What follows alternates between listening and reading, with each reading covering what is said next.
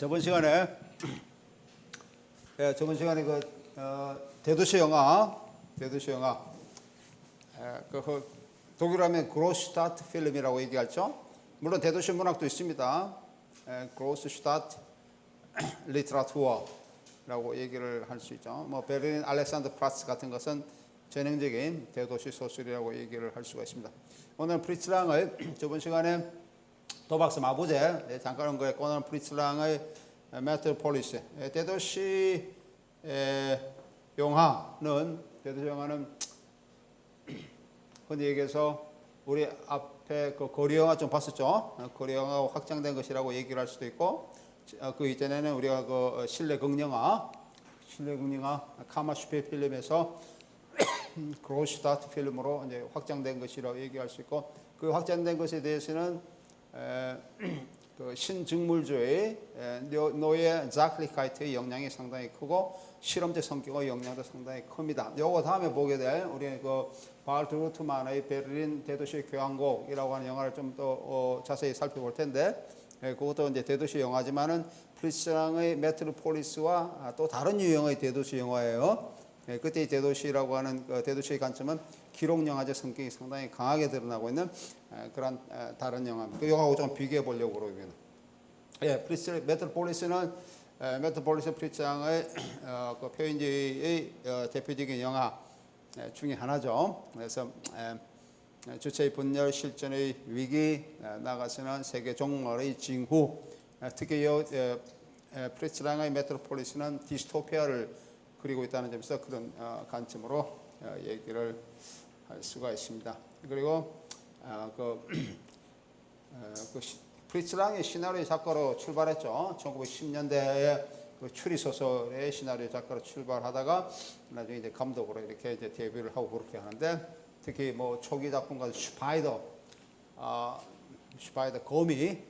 거미라고 하는 그런 작품으로 아마 데뷔를 하게 됩니다. 장편적 데뷔를 하게 되는데, 그 부인도 테아폰 하우버라고 역시 시나리오 작가입니다.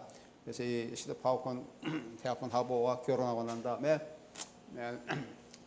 그 프리츠랑의 작품에 하우버가 그 시나리오를 쓰는 그런 경우가 많이 이제 있는데, 이 작품도 그 중에 하나입니다.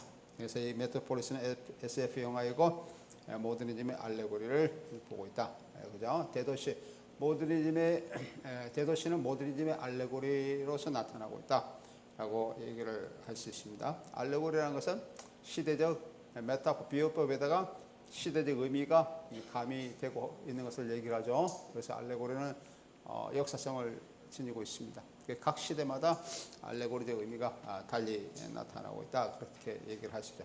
그런데 거꾸로 우리가 그 시대의 영화를 우리가 분석할 때, 이 알레고리적 알레고리적으로 분석하면은 그 시대의 의미를 또는 시대의 이미지를 우리가 잘 관찰할 수가 있습니다. 뭐 가장 대표적인 것이 르네상스 시대의 그런 알레고리적 분석. 그러니까 르네상스 시대 작품들 회화들이잖아요, 그죠? 회화 속에 있는 그런 이미지 의미를 알레고리적 역사성을 의미를 지닌 알레고리적으로 이제 분석하는 거. 그걸 우리는 도상학이라고 그렇게 얘기합니다.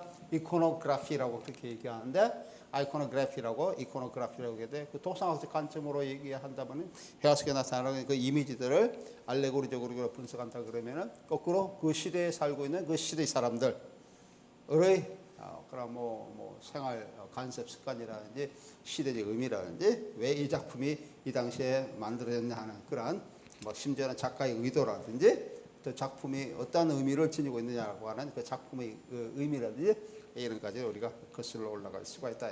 알레고리는 그래서 상당히 중요한 그런 묘사 방법입니다. 어떤 사람이 알레고리적 기법을 잘 사용하면은 그 사람은 상당히 고급 문체를 가질 수가 있어요.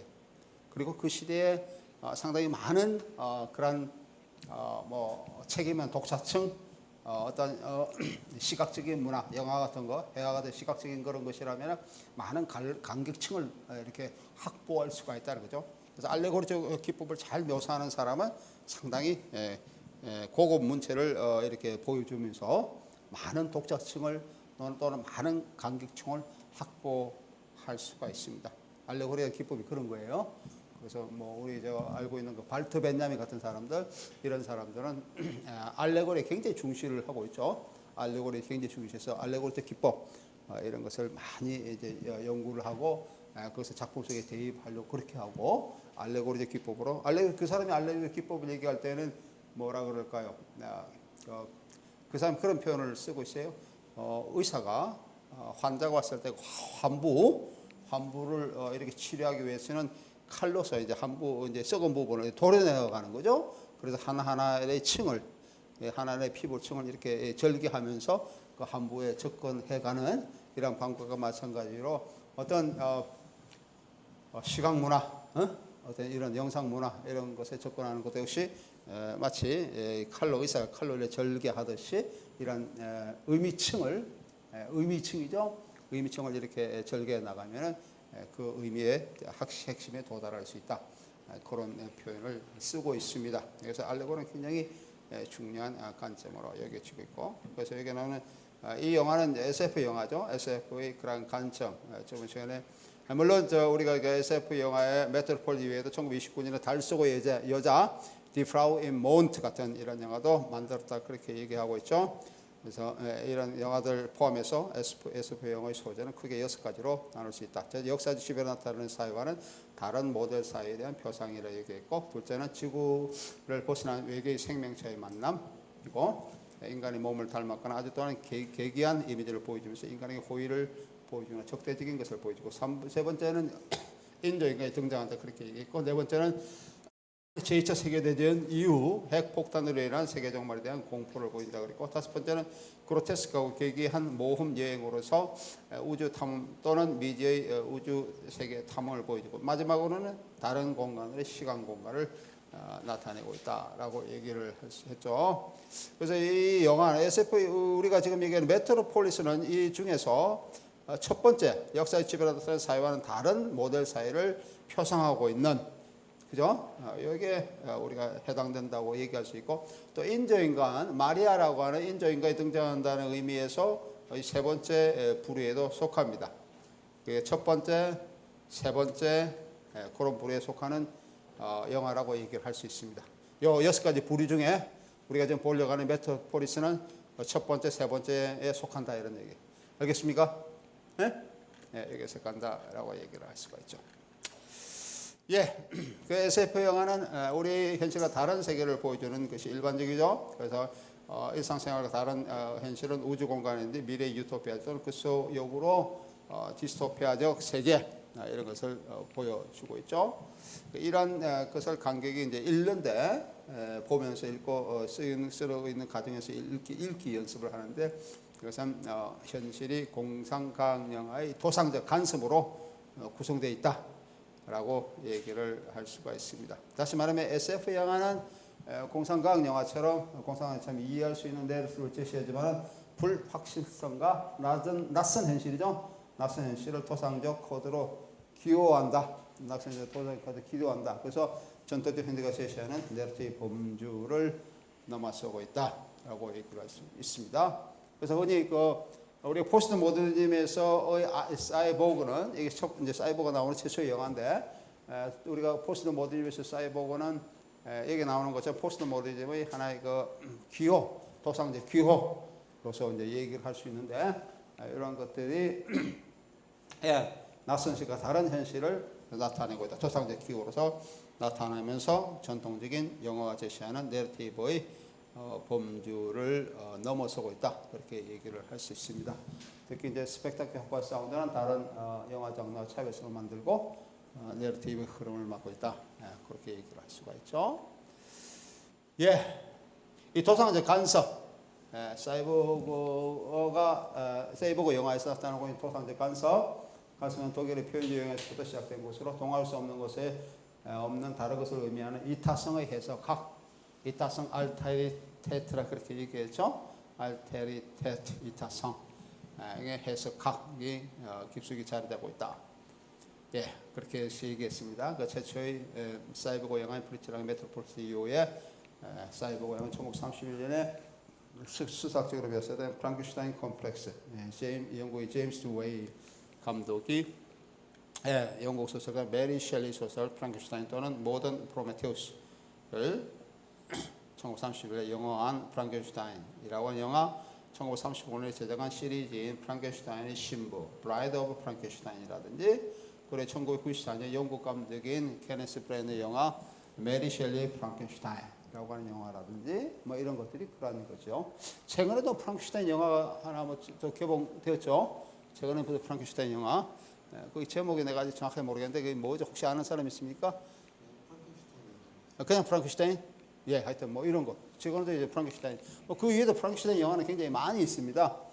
이런 것들이 아까 얘기하고 있는 토상적 기호, 포스트 모더니즘의 토상적 기호로서 작동하고 있다라고 얘기를 할 수가 있습니다. 예. 사이버가 내러티브를 지닌 영화는 여성의 몸의 생산된 영역에 남성이 어떻게 기술되는지를 간섭하고 있는 것을 보여주고 있습니다. 예. 사이버고는 성의 구별이 없죠. 남성, 여성 구별이 사이버고는 없습니다. 예. 남성, 여성 구별이 없이 그냥 형태적으로 우리 영화에 나오는 마리아는 여성의 형태로 나오고 우리가 뭐 사이버고 영화 뭐 많이 있잖아요. 그죠? 다른 사이버 영화들 남성적 형태로 이제 나타나고 있지만 하지만은 그 자체가 남성 여성의 사회적 성을 구분하는 것은 아니다라고 하는 거죠. 사이버고는 재생된 그러한 개념이기 때문에 그렇습니다. 항상 생성적 개념이기 때문에 그렇습니다. 생성. 물론 생성은 우리가 진리의 포스트 모더니즘의 관점에서 여성적 의미의 그 비유로서 생성되고 이제 생성, 몸의 생성이라는 것은 여성적 그 의미의 비유로서 생성되고 있지만은 사이버 자체는 그 젠더의 개념을 넘어선 그 포스트 젠더의 개념이기 때문에 몸의 성의 구분은 나타나지 않는다라고 얘기를 할 수 있습니다. 예, 연금술과 전교충격의 실험으로 죽음없이 다시 살아난 빅토르 프랑켄슈타인은 몸의 생성과 재생의 과정을 보여주고 있다는 점에서, 그리고 자연적인 성적의 차이를 파괴하는 비자연적인 몸을 가지고 있다는 점에서, 예, 비자연적이죠. 정상적인 우리가 이른바 그래 우리 생물학적인 몸의 생성의 과정이 아니고 비정상적인 과정에서 나타나고 있는 그러한 몸을 지니고 있다라고 하는 것이죠. 그래서 생물학적인 성의 경계를 넘어선 은유적 사이버로서 기능하고 있다. 프랑켄슈타인은 생성과 재생산이라는 이성적 몸, 생성과 재생산의 이성적 몸을 지닌 남성 주체이면서도, 그리고 또한 스스로 재생산의 과정으로 인한 모든 것을 편재할 수 있는 동성애적인 환상의 여성화된 객체이다라고 하는 겁니다. 스스로 막 재생산하고 있다는 점에서 사이보그는 계속 그렇게 많이 만들어낼 수가 있죠. 마치 사이보그를 만들어낼 수 있듯이 많이 만들어낼 수가 있죠. 그런 의미에서는 여성적인 객체이라, 몸은 남성적인 형태를 띠고 있지만은 여성적인 객체다 이런 뜻입니다. 그렇기 때문에 포스트 젠더의 관점에서 성의 구별이 존재하지 않는다라고 하는 겁니다. 알겠어요? 예. 이런 관점은 사이보그로서의 프랑켄슈타인이 젠더의 경계를 넘어서고 있는 것을 보여주고 있습니다. 예. 그래서 우리 전에 보았던 니벨룽겐이 프리츠랑의 민족의 전통을 보여주고 있다 그러면 메트로폴리스는 입세적인 디스토피아의 2000대 후의 전후의 디스토피아적인 대세계를 묘사하고 있다라고 하는 것이죠. 1927년에 만든 영화인데 70년, 80년을 미리 내다본 영화다라고 얘기를 할 수가 있습니다.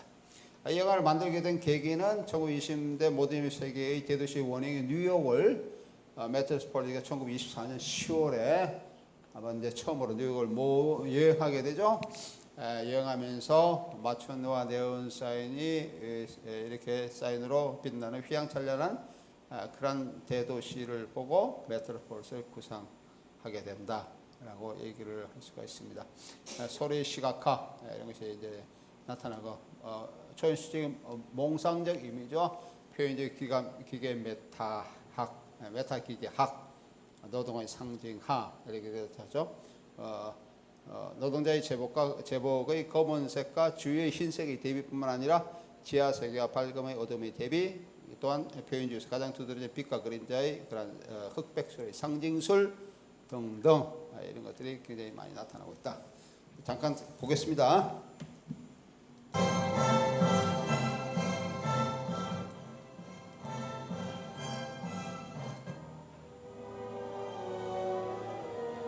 이 부분이 그 이제 교대하고 있는 부분인데 상당히 충격적인 장면이기도 합니다. 사람들이 마치 기계적인 모습이죠. 마치 이렇게 일렬로 지어서 일을 하러 가는 이런 것을 보여주고 있어요. 특히 이제 지하 세계로 내려가는 겁니다. 세계 미로죠. 미로적 관점으로 내려가고 있는 이런 것을 보여주고 있습니다. 물론 조금 이따 보겠지만 더 충격적인 것은 이 지하 세계에서 커다란 이런 용광로 같은 또 불의 이미지를 보여주고 있는데 이 불의 이미지 속에서 역시 마찬가지로 인간이 그대로 들어갑니다. 불 속으로 들어가는 거예요. 왜냐하면 그 커다란 그 신, 맨몬 신이라고 하는 그 신의 제사적 개념으로, 제의적 개념으로서 인간이 희생되는 그런 것을 보이고 완전히 저 지하 깊은 곳에 노동자의 세계가 있다라고 하는 그런 관점인데 이거에 대해 조금 더 내가 자세히 설명하도록 하겠습니다. 지금 내려가면서 지하 세계 이미지를 보여주고 있어요. 지하 세계 이미지가 미로로 이제 나타나고 있죠. 지상과 지하의 그런 이분부터 대비. 우리가 표현적 관점에서 얘기하면은 빛과 그림자 또는 빛과 어둠의 대비. 이런 것이 지상 사람들은 보통 흰 옷을 입고 지하 사람들은 검은 옷을 입은 것으로 보여주고 있습니다.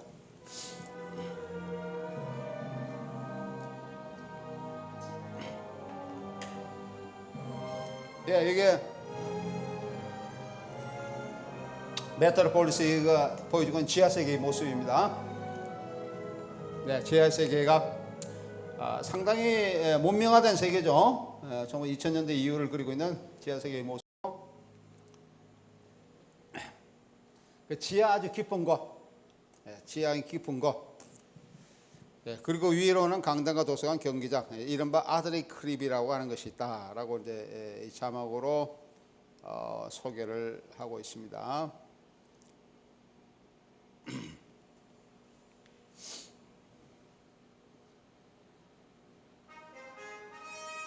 조금 전에 지하에 대해서 얘기했고, 요건 이제 지상 세계에 대한 묘사입니다. 지상 세계의 묘사는 상당히 이제 빛이 있고 흰 옷을 입은 사람들이 이렇게 움직이는 그런 도시다. 밑에 지하 세계가 상당히 대비적이죠. 대비적으로 나타나고 있습니다.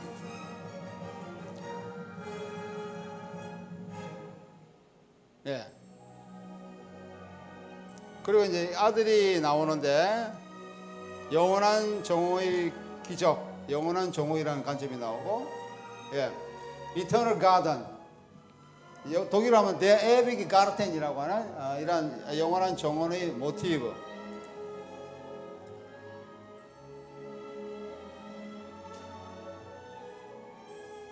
아들 이름이 프레더예요. 프레더.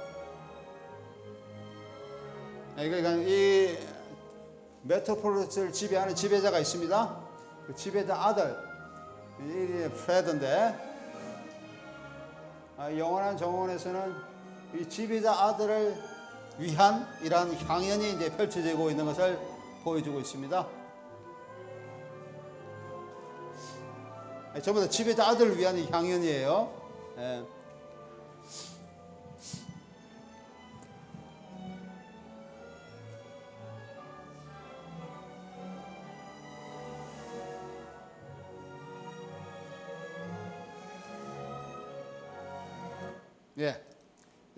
이렇게 이제 두 세계로 구별됐죠. 메트로폴리스는 강의실, 도서관, 극장, 경기장에 갖추어진 아들의 크롭이 있다고 이렇게 소개되어 있고, 높은 담력이 둘러쳐진 경기장에서 흰 옷을 입은 사람들이 달리기 경주를 하고 있는 것을 보여주고 있고, 기계로 만들어낸 혁명을 아주 중요시킨다. 여기는 검은옷의 노동자들은 자신들의 아들을 위해 메트로폴리스의 영원한 정원을 만듭니다. 이런 것을 다 만든 사람들이 아까 얘기하고 있는 그 노동자들이에요. 노동자들이 흰 옷을 입은 사람들을 위해서 끝없는 노동을 하고 있는 거예요. 끝없는 노동하는 기계처럼. 그런 두 가지의 그런 세계가 대비적으로 나타나고 있습니다. 마치 유토피아 같은 메트로폴리스에는 이것을 지배하는 주인의 아들인 프레더, 마치 요즘과 같은 무의들과 유의 시간을 보내는 것으로 이제 주로 이제 소개되고 있고, 이런 점에서 영원한 정원은 신화적 공간입니다. 태초의 신화적 공간을 보여주고 있습니다. 이때 검은옷을 입은 많은 아이들과 함께 나타난 마리아는 노동자들의 아이인 이들에게 흰옷을 입고 있는 프레드를 형제라고 조롱해서 얘기합니다. 이제 그 지하에서 올라오는 마리아의 모습이 조금 있으면 나타납니다. 그 풍요로운 삶을 누리는 지상세계의 프레드는 마리아를 쫓아가면서 처음으로 보게 된 자기가 알지 못했던 지하세계의 기계와 같은 노동자들이 비참한 그런 생활상을 알게 되고 놀랍니다. 이 사람은 전혀 그 세계를 이해하지 못했는데 갑자기 마리아, 지하세계의 그런 여인이 마리아를 만남으로써 지하세계에 이제 들어가게 되면서 알게 되는 거예요. 이 장면에서 특이한 점은 지상세계와 지하세계 경계가 문으로 나누어져 있다는 것이고, 마치 우리가 이전에 그 영원한 죽음, 프리츠랑의 영원한 죽음 같은 거 봤었죠. 영원한 피곤한 죽음 봤었죠. 거기에 문이 커다란 문이 있었잖아요, 그죠? 그 유대인들이 살고 있는 지역인 게토와 그다음 비유대인들이 살고 있는 그런 지역의 공간, 그래서 커다란 문의 모티브 이런 것이 나타나고, 프리츠랑은 이 문의 모티브를 상당히 즐겨 사용하고 있습니다. 또 뭐가 있습니까? 골렘에서 그렇게 나타나고, 프리츠랑에서는 현재와 현실과 비현실을 가로막은 장벽 같은 커다란 이런 것을 보여주고 있었죠. 그다음에 파울 베겐의 그런 골렘 같은 데서도 그런 것이 문이 나타나고 있습니다. 이런 이것도 이제 문이 나타나고 있습니다. 그래서 카프카의 작품이 이거 잠깐 문을 볼까요? 어떤 작품, 어떤 묘사인지. 여기서 유의 공간. 아마 이 장면 같은데, 여기 장면이에요. 마리아가 지하세계에 마리아가 나타났어요. 그 지상의 아들인, 주인의 아들인 프레드는, 지상의 프레드 아들은 영원한 정원에서 이 무희들과 즐거운 시간을 보내는 가운데 있는데, 갑자기 지하세계에 마리아 나타나고요. 이 아이들은 노동자들의 아이들입니다. 노동자의 아들이 나타나서 형제, 그죠? These are your brothers, 형제라고 이렇게 얘기를 하고 있습니다.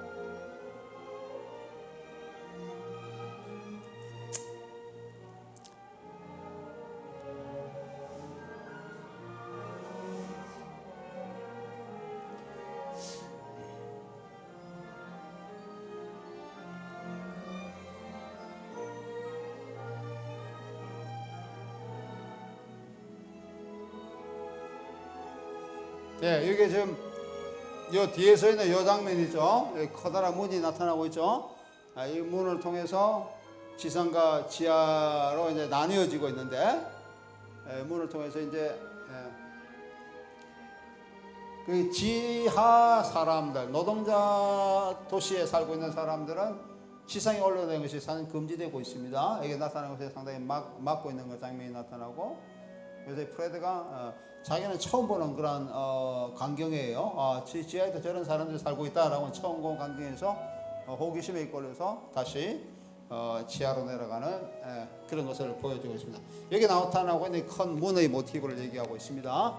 그래서 문의 모티브는 아까 얘기했던 그 골렘 영화, 파울 베겐에서 골렘 영화에서 나타나고 있는 그런 유대인의 그 유대 지구, 게토 지구와 비게토 지구의 그런 문, 그다음 프리츠랑의 아까 얘기했던 영원한 피곤한 죽음, 그것이 나타나고 있는 커다란 장벽, 이런 거와 상당히 유사성을 지니고 있죠. 그래서 이 프레드는 내려갑니다. 충격을 받고, 그런 세계가 있다는 것을 충격을 받고, 프레드는 지하 세계로 내려가게 돼. 그래서 자기가 처음 보는 이런 지하 세계의 그런 광경을 보고 프레드는 굉장히 놀라게 되죠. 아까 이거 문의 모티브, 그 카프카 작품에서의 문의 모티브도 상당히 많이 나타납니다. 카프카의 문 밖에서라고 하는 그런 단편 소설이 있죠. 문 밖에서. 또는 우리 영화의 매트리스 보듯이 매트리스도 상당히 문의 모티브가 상당히 많이 나타나고 있어요. 그 문을 열면은 현실과 세계의 경계가 나누어지는 이런 것으로 잘 보여지고 있는 그런 모티브로 많이 작동하고 있습니다.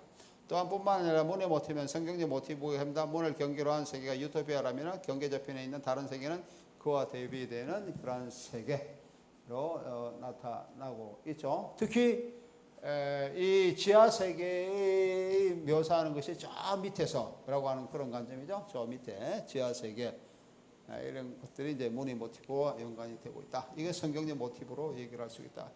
얘기를 그렇게 말할 수 있습니다. 메트로폴리스 지하 세계는 깊은 곳으로 into the depths, 영어로 표현은 into the depths라고 이제 명칭되고 있는 이는 지하 세계가 고통이 있는 것임을 강하게 암시하고 있습니다. 이러한 연관성은 성경의 시편에서도 찾아볼 수가 있죠. 이 영화가 성경적 모티브와 깊은 연관을 보고 있습니다. 특히 시편의 제30편, 130편에 이런 지하 세계적 모습, 저 깊은 곳에서 하는 그런 관점을 특히 많이 노래하고 있습니다. 특히 노동자들이 많은 아이를 이끌고 지상에게 나타난 여성이 마리아라고 하는 점에서 여성의 이름이 마리아예요. 이런 의미에서 또 성경적인 그 성모 마리아의 관점도 상당히 많이 노출되고 있습니다. 그리고 이 마리아가 나중에 또 보겠지만은 그 지하 사람들을 노동자들을 계몽하는 그런 역할도 하고 있어요. 계몽자의 그런 역할도 하고 있습니다. 특히 지하 사람들을 모아놓고 설교를 하는데 설교 제목이 바벨탑에 관한 얘기를 하고 있어요. 그런 데도 상당히 계몽적인 선지자적인 그런 점을 보여주고 있습니다. 이런 식의 모티브의 의미를 더하고 있습니다.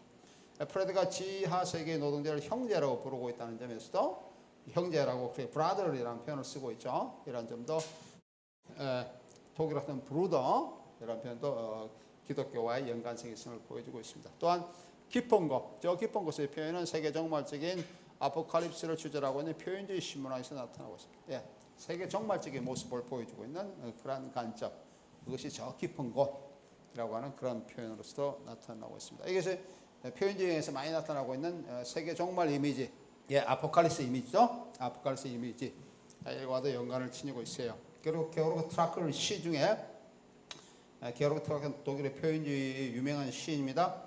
게오르크 트라크의 시 중에 저 깊은 곳에서라고 하는 그런 시가 있는데 De Profundis라고 하는 그 시가 있는데 이게 시편 제 130편의 주제와 동일한 토포스를 이루고 있다. 그러니까 저 깊은 곳에서라고 하는 것은 하나의 토포스로 작동하고 있다라는 거지.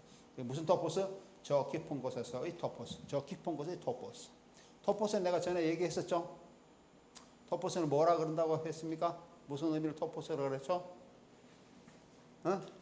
공동광장이라고 하는 의미를 지니고 있다 그랬죠. 공동광장. 공동광장은 어떤 작가가 한번 사용했는데 그 후대의 사람들이 또는 다른 영역의 다른 예술 영역의 그런 사람들이 작가가 예술가가 그와 유사한 또는 동일한 의미로서 다시 그 뭡니까 모티브 또는 소재 뭐 이런 것을 사용할 때 또 주제로서 사용할 때 토포스가 형성된다 그렇게 얘기를 할 수가 있습니다. 문디 세계인 지하 세계에서 기계의 폭발과 함께 기계신의 재단에서 노동자들의 재물이 바쳐지고 있는 그런 시퀀스는 이례적인 기계 세계에 시너지 요소를 더하면서 시간적 개념을 확장시키고 있는 그러면서 그 세계를 탈역사화 시키고 있습니다. 이 장면 한번 볼까요? 조금 충격적인 장면이기도 한데요. 한번 잠깐 보겠습니다. 그래서 이제 이거는 그 지상의 아들인 프레드가 지하 세계로 들어가서 지하 세계에서 움직이는 그러한 기계 메타학에 대해 보고 굉장히 놀라는 장면들을 보여주고 있습니다.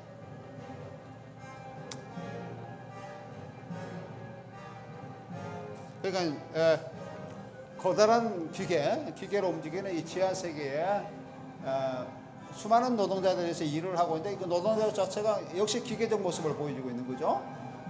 기계적 모습이 보이는. 그러니까 개성 이런 것이 일체 없고 전부 다 기계에 매달린 채로 살아가고 있는 그러한 모습을 보여주고 있습니다. 그래서 이게 마지막이 아니고 이 기계의 모습을 보여주고 있는 장면에서 이제 기계의 폭발이 1차 폭발이 일어나게 되죠.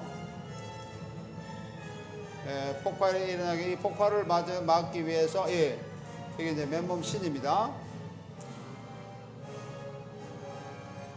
이 부분 이제 기계가 폭발하고 함께 나타나는 것이 이 신적 이미지로 바뀌고 있어요. 그러니까 맨몸 신, 그러니까 신화적 영역으로 나타나고 있죠. 그래서 지하 세계에는 여기 나오는 물론 부정적입니다. 이 맨몸 신이라고 하는 것 자체가 상당히 부정적인 그런 기능을 하는 신인데 아무튼 이런 맨몸 신의 이미지로 이제 바뀌어서 노동자들이 이 신을 달래기 위해서 스스로 자기 스스로 희생시키는, 그러니까 스스로 자기 몸을 이렇게 바치는, 재단에 바치는 그런 장면이 조금 있으면 나타납니다. 이 부분은 상당히 좀 그 당시에 상당히 충격적인 장면으로 받아들이고 있어요. 몰로크라고 그런 표현을 썼죠. 아까 자막으로 몰로크라고 그렇게 얘기를 했고, 예.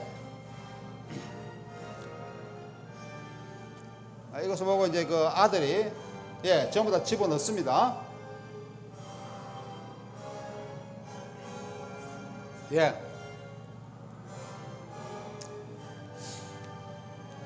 갑자기 이제 신화적 공간으로 바뀌고 있죠. 그 인간들을 전부 다 이 불의 재단 속에 희생시키고 있습니다. 전부 다 줄로 묶어서 희생시키고 있는 것을 보여주고 있어요. 그 위에 이건 전좀 신화적 의미고, 그다음에 여기 나오는 노동자들 따라서 자발적으로 자기를 희생하는 이런 장면으로 이어지고 있어요.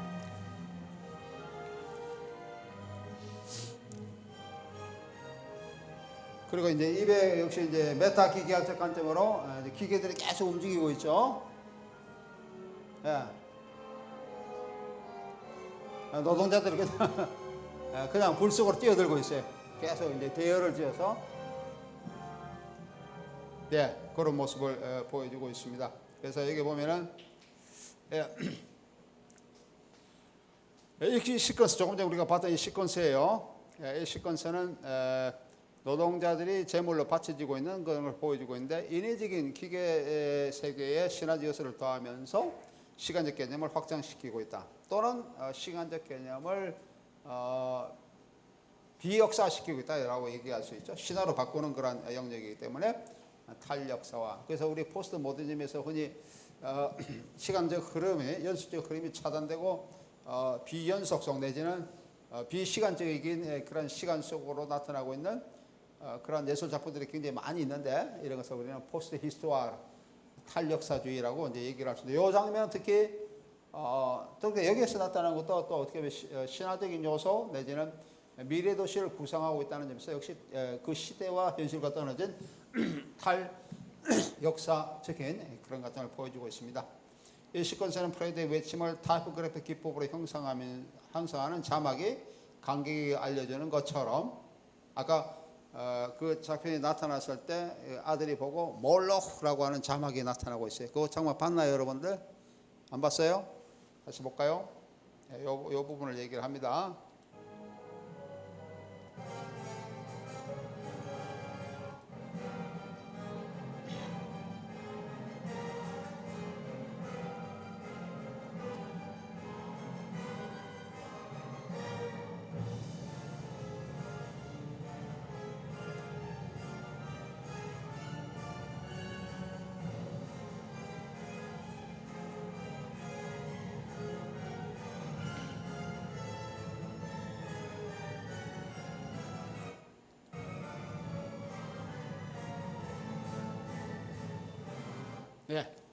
이 부분에 몰록 신을 대해서 얘기하고 있어요. 그래서 여기 타이포그래피 기법, 그 시대에 이거는 다다이즘에서 많이 나타난 타이포그래피 활자학이라고 얘기할 수 있죠.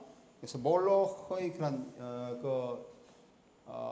그 신화적 인물의 이미지를 조금 유사하게 만들었죠. 몰록이라는 신을 통해서 그런 이미지를 보여주고 있는 이런 것을 얘기를 합니다. 그 부분을 얘기를 하고 있습니다. 타이포 기법으로 형성한 자막이 관객에게 알려주는 것처럼 소위 이미지를 한 페니키아의 불의 신, 몰록이라는 것은 전체적인 이미지는 소입니다. 소로서 나타나고 있고, 불의 신이 페니키아의 불의 신인데, 이 몰록의 재단을 향하여 노동자 열흘째 차례대로 불의 재단을 바치는 것을 묘사하고 있습니다. 지하세계의 주인인 조 프레드젠, 아들 이름이 프레드고 그 아버지가 조 프레드젠이라고 하는 그런 사람인데, 이 사람이 거주하고 있는 것은 지상세계의 메트로폴리스에 있는 새로운 바벨탑이다라고 하는 거죠. 네. 메트로폴리스 주인이 거주하고 있는 것이 바벨탑. 그래서 나중에 그 마리아가 아까 지상세계의 지하세계 노동자의 딸인 아까 아이들 데리고 올라온 그 여자 있었죠, 여성. 그 여성이 노동자를 계명시키기 위해서 많은 노동자를 지하세계에 모아놓고 연설하는 장면, 설교하는 장면인데 그 설교의 제목도 역시 설교의 주제도 바벨탑입니다. 근데 이 사람 살고 있는 새로운 바벨탑이에요. 21세기 첨단 미래도시 보여주고 있는 메트로폴리스에는 거대한 빌딩 수가 이 빌딩들을 연결하고 있는 궤도 기차가 있으며 또한 자가용 자동차들이 날아다니고 있습니다. 이 도시는 기하학적으로 도용화된 그러한 도시를 보여주고 있습니다. 기하학적 도용화는 파괴된 중심기계 속에서 노동자들의 사라반도의 춤, 광장 앞에서의 모닥불 주위의 춤, 성당 가까이 몰려드는 노동자 군중의 움직임, 지하도시의 파괴로 인한 홍수 때 마리아의 주위로 형성되고 있는 피라미드 도용, 이런 영화에서 계속 보면은 기하학적인 이런 도용화가 많이 여러 군데서 나타나고 있습니다. 이러한 기하학적 도용화는 감정의 가액 노출을 억제하는 그런 기능을 하고 있고, 또는 기하학적 도용화는 신증물주의의 역량, 아까 내가 얘기했었죠. 신증물, New Objectivity 또는 노예 자클리카이트라고 하는 신증물주의 영향을 받은 것이다 라고 얘기를 이 대도시 영화 자체가 아까 얘기했처럼 신증물주의 영화의 이제 받은 건데, 거리 영화에서 조금 더 확장돼서 나타나고 있는 대도시 영화가 그런 것을 보여주고 있는데, 이런 것을 얘기를 하고 있다라고 하는 거죠. 프레드는 아버지에게 이 지하세계의 간격을 보고 아버지가 노동자의 삶을 개선할 것을 요청합니다. 아버지를 찾아가서 노동자의 삶이 개선되어야 하겠다라고 해서 요청을 하지만은 이 과정에서 이제 그 부자 갈등이 나타나고 있죠. 그래서 이른바 부자 갈등의 토포스가 나타납니다. 그리고 발명가인 로트방은 지하 세계의 문제를 해결책을 듣기 위해 찾아온 프레드젠에게 지상 세계의 지배자입니다. 메트로폴리스의 지배자인 프레드젠에게 자신이 만든 로봇을 보여줍니다. 지하 문제를 해결하기 위해서 로봇이 필요하다라고 이제 제의를 하는 거죠. 그래서 로베르트 빈의 영화 칼리갈리 밀실의 주인공인 칼리갈리 박사처럼 로트방은 예언자적인 예지력을 지니고 있으며 또한 정신통역과 같은 제스처를 보여주고 있습니다. 특히 우리가 그 표현주의 내지는 바이마르 공화국의 시대 영화에서 나타나고 있는 미치광이 과학자, 광란의 과학자, 이런 토포스에서 함께 보여주고 있습니다. 조금 더 보도록 하죠.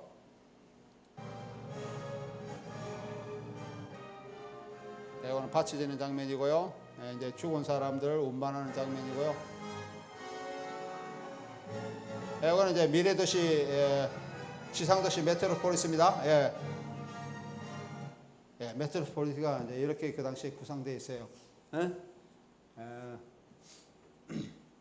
2000년대 전후에서 묘사하고 있는데, 지금 우리가 살고 있는 이 시대를 지금 묘사하고 있어요. 1926년에 80년대 정도 90년 전에. 근데 이때 되면 그 사람이 이때 되면 비행기가 막 날아다니고, 자가용 비행기가 막 날아다니고, 건물 사이 자동차가 막 날아다니고, 이런 것을 보여주고 있습니다.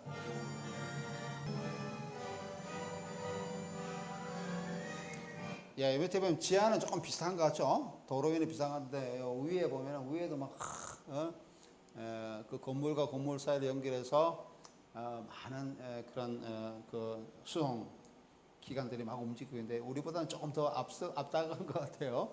아무나 좀 그 당시에는 그렇게 생각했다는 겁니다. 굉장히 좀 비슷하게 생각했죠. 비슷하게 생각했습니다. 근데 좀 비슷하지만 우리가 살고 있는 시대가 조금 더 앞선 시대로 이제 생각하고 있었어요.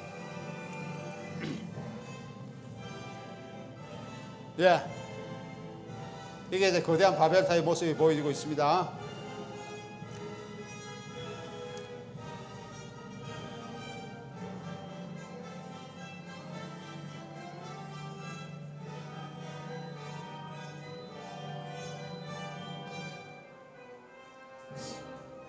여기에 이제 아들이 아까 프레드가 아버지인 프레드젠에게 가서 아까 여기 좀 지나가는 사람이 여기 이 사람이 메트로폴 지배자입니다. 지배자인 이 사람이 지배자예요. 이 지배한테 가서 아들이 이제 이 아들과 아버지의 이제 갈등, 소위 부자 갈등의 모티브 내는 토포스가 강하게 작동하고 있는 그런 부분입니다. 아버지가 아들의 요구에 순순히 응하지는 않죠. 지하 세계의 삶을 개선하고 그것을 해방해야 된다라고 하는 그 요구에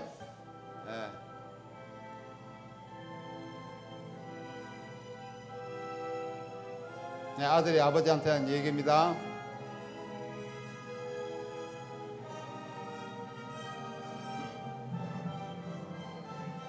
이런 것도 다 기하학적인 도용이죠. 기하학적인 도용을 보여주고 있는 부분이에요.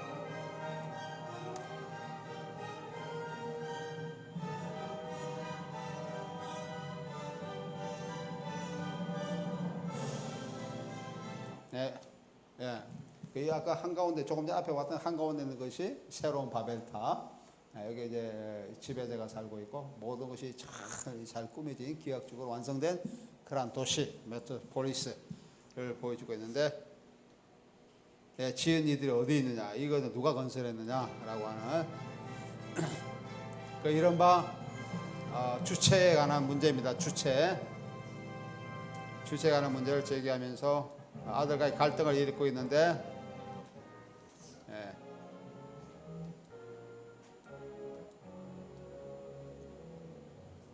계속 이 부자 갈등이 상당히 좀 길게 진행되고 있습니다. 그래서 이 부분에 아들을 이제 모든 것을 감시를 하게 하고 그 다시 이제 지하 세계 쪽으로 다시 내려가면서 아들이 지하 세계에 대한 이런 또 다른 그 노동 체험을 하게 됩니다. 신분을 바꾸어서 대신 이렇게 이제 검은 옷을 입고 대신 검은 옷을 입고 이렇게 활동들 하고 이제 이런 것을 보여주고 있죠.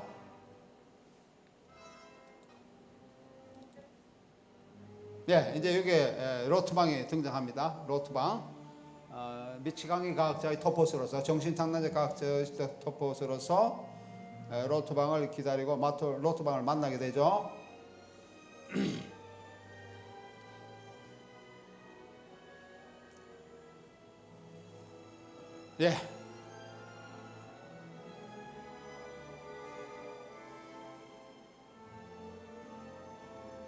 헬이라고 이제 써 있죠.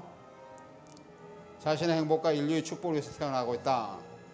프레드슨을 잊어버리고 프레드를 낳으며 사망했다. 헬. 여성의 이름인데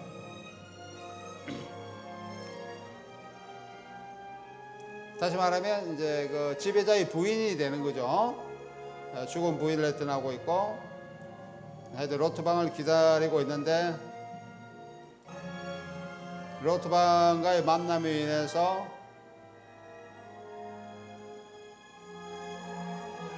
이 사람이 이제 미친 과학자의 로트방입니다. 정신탄란 과학자의 로트방으로서 나타나고 이 로트방이 칼리갈리 박사의 미술 같은 그러한 역할을 하고 있는 인물입니다. 여기서 근데 이 헬이라고 하는 여자가 이 프레드슨의 부인이지만 이 사람과의 또 다른 관계가 있죠. 또 다른 관계에서 자기는 그 여성을 생각하면서 만든 작품을 보여준다라고 얘기하면서 데리고 갑니다. 그래서 자기는 헬을 위해서 만든 건데 헬 죽은 여인이 헬을 위해서 얘기를 하고 있는데 두 사람 사이에 그런 러브스토리가 다 같이 가지고 있는 헬이라는 여성인데 이제 저게 보여주고 저게 이제 최초의 사이보그 여성인 마리아입니다. 최초의 사이보그 여성 마리아예요. 이른바 헬의 이미지를 따라서 만들었다고 하는 마리아죠. 상당히 잘 만들었죠. 요즘 보더라도 상당히 현실성 있는 그런 이미지를 가지고 있는 사이보그입니다.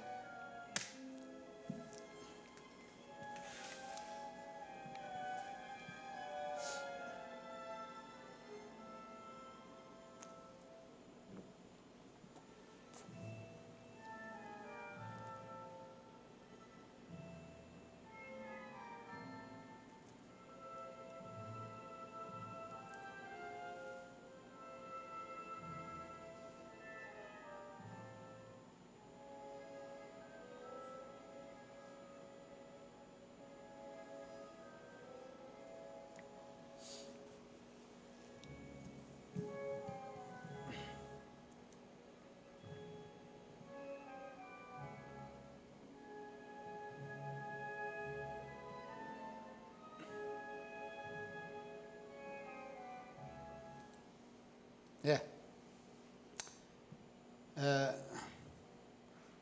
칼레갈 박사처럼 로트방은 예언자적 예지를 지니고 있으며 또한 정신창조자 같은 그런 토포스를 보여주고 있습니다. 그는 마리아가 주도하는 카타쿰의 종교 지켜와 같은 집회 장소로 엿볼 수 있는 곳으로 프레드젠을 인도합니다. 그 다음에 이제 마리아가 설교하는 장면 내가 얘기했죠. 설교하는 장면이 나타나는데 바벨탑이고 바벨탑은 인간의 위대함을 주장하면서 서로에게 소통되지 못하는 모순성을 지니고 있는 상징을 보여주고 있죠. 인간의 위대함, 끝없이 하늘에 닿을 수 있는 건축물을 건설할 수 있다, 지을 수 있다라고 하는 인간의 위대함을 하지만은 결국은 서로 소통하지 못하는 언어의 겉으로, 그죠? 하나님의 언어를 서로 이제 알지 못하게 바꿔 언어로서 서로 소통하지 못하는 것을 상징하고 있습니다. 이 설교의 시퀀스는 구약 성경의 바벨탑 내용을 영화 속의 영화 형식으로 이미지를 전개하고 있습니다. 노동자들을 향한 마리아의 설교는 메트로폴리스의 지배자가 거주하고 있는 새로운 바벨탑에 대한 비판이다. 아까 그 프레드젠 새로운 집에서 살고 있는 지상의 건물은 새로운 바벨탑을 그랬죠. 바벨탑에 대한 비판을 얘기를 하고 있습니다. 또한 뿐만 아니고 기계 문명의 자체에 대한 비판을 하고 있습니다. 일요일에 마리아는 새로운 구세주로서 중재자가 나타나야 할 것임을 노동자에게 강조를 하고 있습니다. 하지만 마리아가 주도하는 지하세계의 집회를 목격한 프레드젠은 로트방에 마리아와 똑같은 로봇을 만들어서 지하세계의 노동자를 교란할 것을 만드는데 그것이 이제 조금 전에 얘기하고 있던 그런 새로운 마리아, 이른바 사이보그 인물이 되겠습니다. 기계인간, the machine man, 그죠? 또는 마신의 맨시라고, 독일어는 마신의 맨시라고 얘기할 수 있는 이 기계인간은 아방가드에서 자주 나타나는 현상이며 니체의 초인 사상에 대한 그런 것을 반영하고 있습니다. 프레드가 아버지와의 갈등을 일으키며 노동자들을 동정하는 가운데 주체의 분열 현상을 일으키고 있는데 이렇게 되게 이제 꿈을 꾸는 장면이 나타나고 있습니다. 이 꿈의 이 시퀀스에서 표현주의와 초현실주의가 혼합되어 있는 것을 보여주고 있고요. 주체의 분열 현상은 주체의 현상은 표현주의 주체 붕괴는 실제의 위기 현상과 같은 그런 관점을 보여주고 있습니다. 프레드는 환상 가운데 파티에서 춤을 추고 있는 사이보그 마리아를 세계의 종말의 괴물 위에 앉아있는 여자로 보게 되는 거죠. 아까 그 사이보그 마리아를 세계 종말의 그런 이미지로 프레드는 생각하고 있습니다. 그리고 성당 안의 성자상들이 죽은 해골의 모습으로 살아나서 낫을 들고 휘두르는 모습도 이제 보게 됩니다. 이렇게 나타나고 있고, 그다음에 성경의 요한계시록에서 기록된 7가지 제약도 환상 가운데서 보게 됩니다. 꿈의 모티브에서 그런 것이 쭉쭉 나타나고 있어요. 이렇게 나타나고, 이런 꿈 가운데 연상적으로 나타나는 환상의 이미지, 이런 것이 이제 초현실적인 이미지로 작동하고 있습니다. 그러니까 이 영화는 상당히 다양한 그 시대의 이점 내지는 주의가 같이 이렇게 응집되어 있다고 얘기를 할 수가 있어요. 표현주의죠. 표현주의가 하나 들어있고, 아까 신증물주의에서 대도시의 이미지 또는 아까 그 기하학적인 이미지 이렇게 들었다 그랬고, 아까 꿈의 이미지 나타나고 있는 초현실주의 이런 것들이 내재되어 있다. 그렇게 얘기를 할 수가 있습니다. 프레드의 어머니인 헬, 아까 조금 전에 봤습니다. 로트방의 그런 그 방에 이렇게 뭡니까 조각상 위에 쓰여 있는 헬이라고 있죠. 헬은 프레드젠과 로트방이 이전에 함께 사랑한 여인입니다. 중세풍으로 지어진 로트방의 집안에 있는 헬의 거대한 얼굴 동상은 표현주의 감독인 팝스터 영화 아틀란트 여주인이라는 그런 영화가 있습니다. 디 헤어건 폰 아틀란티스, 여중국 알테아의 머리를 생각나게 합니다. 알테아의 머리가 굉장히 이미지 유사성을 보여주고 있습니다. 마리아를 복제한 사이보그는 노동자를 성동하고 지하세계에 하게 되고, 지하세계는 홍수가 나며 공장이 노동자에 의해서 이제 파괴를 당하게 되죠. 이 부분을 조금 더 같이 보도록 합시다. 이거 이제 사이보그죠. 사이보그가 로트방에게 인사를 건네는 장면입니다.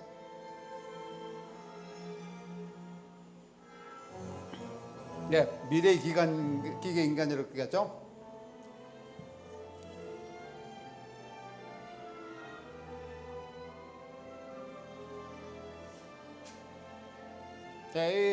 미치간의 과학자로서 로트방에 이제 손이 하나 이렇게 없어졌어요. 그래서 이제 다른 손으로 자기가 대치를 하고 있는 자신도 역시 뭐로 나타나고 있습니까? 자신도 사이보그적 관점이에요. 각자 사이보그 자기가 만든 이 보철학이죠. 그건 프로토텍시스라는 보철학인데 자기가 만든 그런 작품도 사이보그 24시간 전에 인간과 똑같은 기계를 이제 만들어 주겠다 라고 이제 제의를 하게 되죠.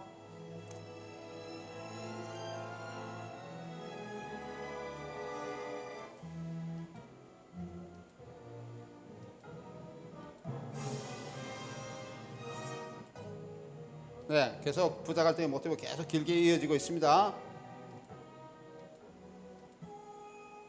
이 부분이에요.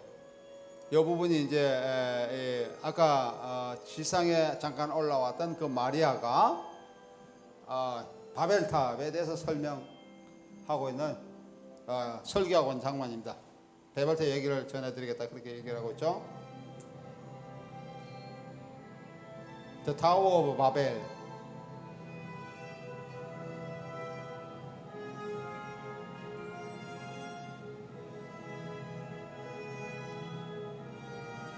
이거는 성경 구절이죠. 성경 구절을 인용하고 있습니다.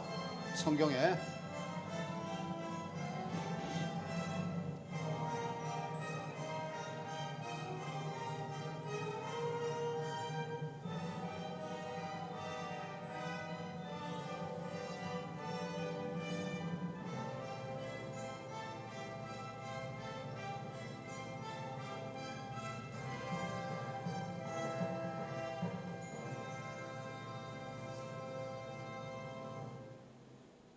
네.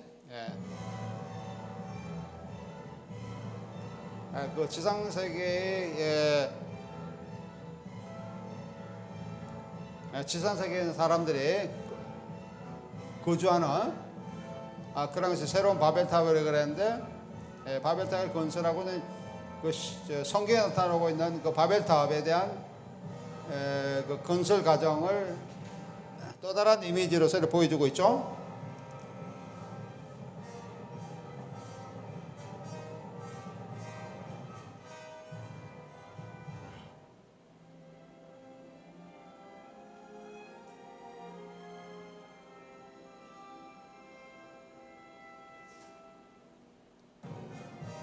네, 그 바벨탑의 설교 내용이 지금 계속 이렇게 나타나고 있는 겁니다.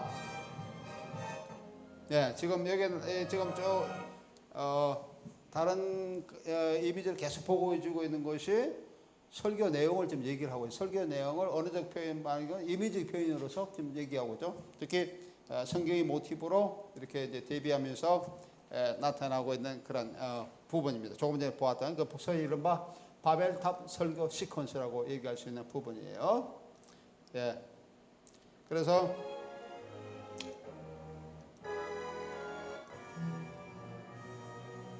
그래서 이제 누굽니까? 그 로트방 아까 그 마리아로서 이렇게 다시 이제 만들어 가는 부분입니다. 마리아가 지하 세계의 그런 사람들을 선동하니까 이른바 계몽시키고 있는 거죠. 그 기계적인 그 주체로서 기계로서 주체가 상실된 것에서 다시 주체를 회복하는 가정으로 나타나고 있는데 이런 가정에 대한 이런 과정이 계속 진행되니까 지상 세계의 사람이 그 마리아에 대한 그런 선동이 두려워서 이제 로봇을 똑같은 마리아로 이제 만들어서 지하 세계로 잔입시켜서 마리아가 설교한 내용을 왜곡시킵니다. 그죠? 왜곡시켜서 마치 바벨탑의 그런 관점처럼 왜곡시켜서 마리아의 그런 신임을 떨어지게 만드는데 목적이 있는 거죠. 예, 그래서 이 다시 여기 나오는 아까 얘기하는 기계인간이 마리아로 다시 재탄생되는 과정을 보여주고 있습니다. 마리아로 이제 재탄생됩니다. 예. 이거는 아까 기계인간이 이제 마리아가 됐죠. 기가 인간이 마리아로 돼서 다시 이제 재탄생돼서 기가 인간 마리아예요. 그래서 이제 그 가정을 전혀 다른 걸로 함으로 인해서 사람들이 이제 신임을 떨어져 나가고 나중에는 이제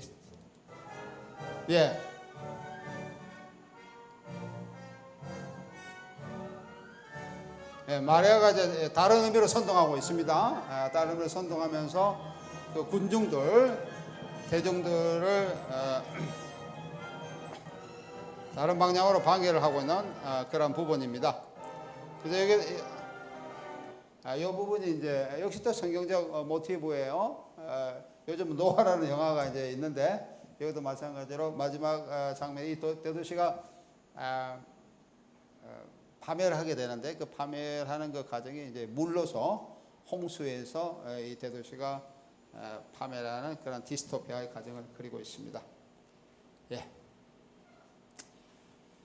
그래서 마리아를 복제한 마리아 사이복은 노동을 선정하고 지하세계에서 홍수가 나며 공장의 노동자가 파괴되고 그러나 마침내 지상세계에 모이던 노동자들은 사이버그 정체를 알게 되고 프레드의 중대로 프레드스가 화해를 나누게 됩니다.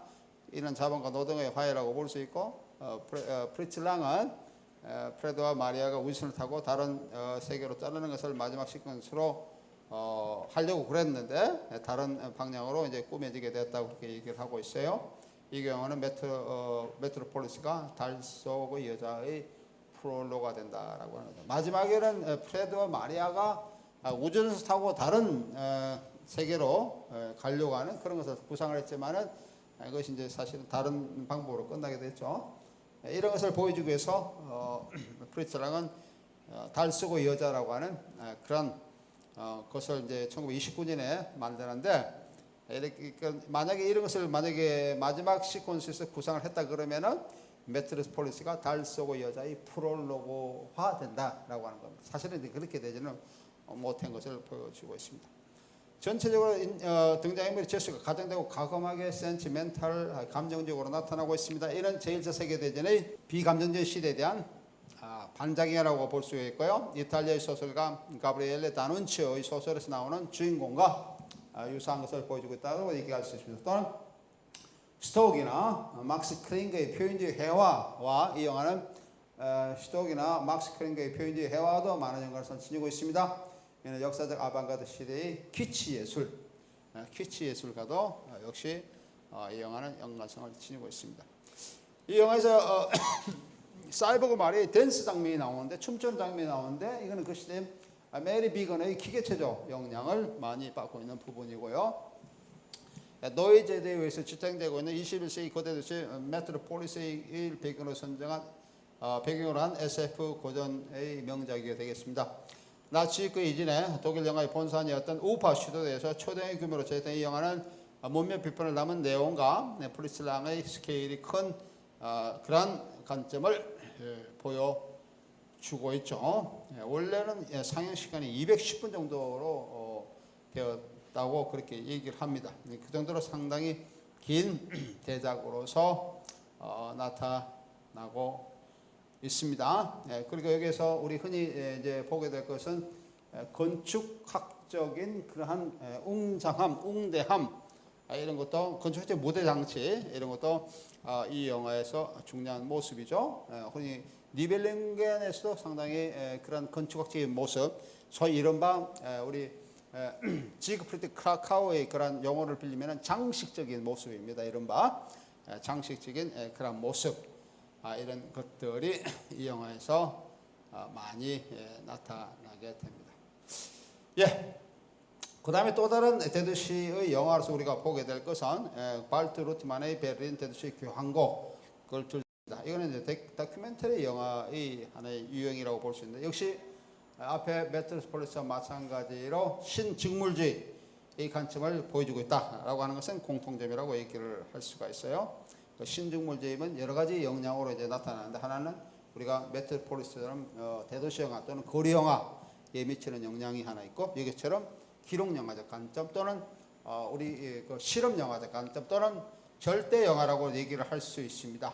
절대 한스 리히트 같은 사람, 여기 나오는 우리가 이거 발트 루트만 이런 사람들 실험 영화도 많이 만들었는데 실험 영화적 관점으로서도 나타나기도 합니다. 예, 현대 기술 문명을 통한 근대화의 상징으로서도 시는 메트로폴리스처럼 디스토피아적이거나 마부제 박사처럼 부정적으로 묘사된 것만은 아니죠. 종종 그 시대 자체가 긍정적으로 묘사되기도 합니다. 그 한 예가 그 발트 루트만의 베를린 대도시의 교향곡 1927년에 만들어졌어요. 대도시 사람들이 3월 교향곡처럼 폭넓은 스펙트럼으로 음악화하고 있는 거죠. 음악적으로 드러내고 있고 세미 다큐멘터리의 연작 영화인 일요일의 사람들 맨션 암 점탁이라고 하는 1930년대 영화가 있는데 이것이 대도시의 사람들의 일상을 밝고 긍정적으로 그리고 있습니다. 바이말 공화국 시대의 발트 루트만 베를린 대도시의 교향곡 역시 베르토프의 카메라를 든 사나이와 같이 다큐멘터리 영화이고 몽타주 영화입니다. 여러분 베르토프의 카메라를 든 사나이 봤나요? 예? The Man with the Camera라고 하는 카메라를 든 사나이 안 봤어요? 이거 다음 시간에 잠깐 보여줄게요. 카메라를 든 사나이 와 마찬가지로 기록 영화, 다큐멘터리 영화다라고 하는 것이죠. 독일 대도시의 낭만주의적이며 인상주의적인 이미지뿐만 아니라 회화적 기법으로 추상영화와 연관된 내러티브의 자율성을 강하게 보여주고 있는데 또는 암시하고 있는데 이런 점에서 루트만의 베를린 대도시의 교향곡은 러시아 구성제와는 다른 유형의 다큐멘터리 리얼리즘을 보여주고 있습니다. 물론 기록영화적 관점이 특히 아까 내가 얘기했던 신증물주에서 나타나고 있는 대도시 영화, 특히 여기는 기록영화의 관점 이런 것들이 이제 그 당시에서 굉장히 많이 영향을 미쳤던 러시아의 구성주의와 연관성을 지니고 있습니다. 영향을 받았다고도 얘기할 수 있어요. 하지만 나타나고 있는 현상은 다른 유형의 대도시 영화를 보여주고 있다라고 얘기를 할 수 있죠. 우리나라 영화에서도 이 표현제 내지는 이 표현제 아까 이거 메타 기계학이 나왔잖아요, 그죠? 우리 여기서 메타 기계학이 나옵니다. 이 메타 기계학 관점 이런 것들이 러시아 구성주의 영향이라고 얘기를 할 수 있어요. 그래서 우리가 조금 전에 보았던 뭔 영화죠?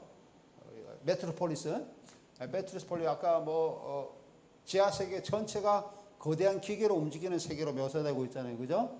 아까 몰로크 재단가처럼 이렇게 보는 그런 기계의 움직임이 나타나고 있고, 그다음에 여기 나오는 이번 시간에 내가 시간이 없어서 못 보겠는데 다음 시간 보게 됐는데 베를린 대도시의 교향곡 이 영화도 보면은 기차의 움직임 그 위에 또 여러 가지 윤전기라든지 어떤 기계 작동에서 움직이는 이런 것들 특히 피스톤의 움직임 이런 것들이 메타 기계학적 관점을 보여주고 있는데 이 메타 기계학적 관점이 이 러시아의 구성주의에서도 많이 나타나고 있다. 특히 러시아의 미래주의에서